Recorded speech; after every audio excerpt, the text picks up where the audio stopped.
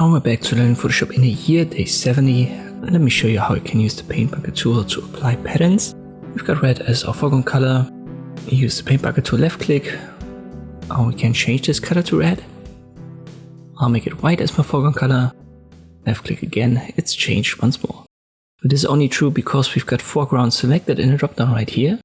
That should be by default, but there's also a pattern option that I want to talk about. But before we do, we can also adjust the blending mode, the opacity and the tolerance of our color. So let me make this red, then 10% opacity. I switch my colors to white. Now I left click. And then left click again, and this makes it 10% whiter every time. Usually you want to have that set to 100%. Then there's a tolerance for the range of colors to fill. Usually you want to keep that to 32, and that should be fine for most colors. As I've said, we'll get back to 100%, and now I'll show you the patterns, which is the main topic of this tutorial. Select it in a drop down, and then we get a new drop down. And this stores, or here it shows all of the stored patterns. For example, trees. When you've installed Photoshop, trees, grass and water should be installed by default. So you should definitely have some patterns in there. It works the same way. You just pick one, then left click and apply it. I'll press Ctrl Z here in between to undo that.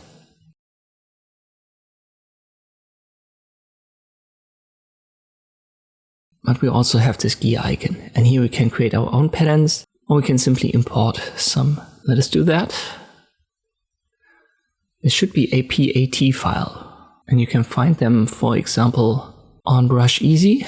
Let me, for example, use this neon element pattern. I'll download it, and it should be a zip file, so we have to unzip it first.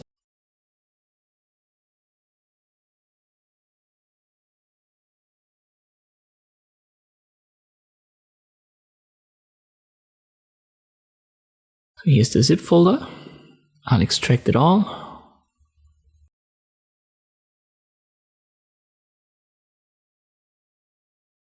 And these are the patterns included in it. Let me go back to Photoshop. I'll simply close this. Let me show you again. Click on the gear icon, import patterns. It's in my download folder.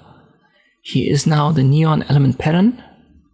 And I click until I can see this FX icon, which is typical for the PAT files, and then I double click on it, and then it should be installed in Photoshop automatically. So let me close these folders, and at the bottom you can see neon element patterns. So that was the name of this pattern folder, and here we can now pick these new patterns.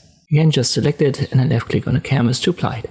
I'm going to link to Brush Easy. You can find way more patterns there. Good idea to try it out if you haven't done so. Just install one and then see if you can apply it in Photoshop.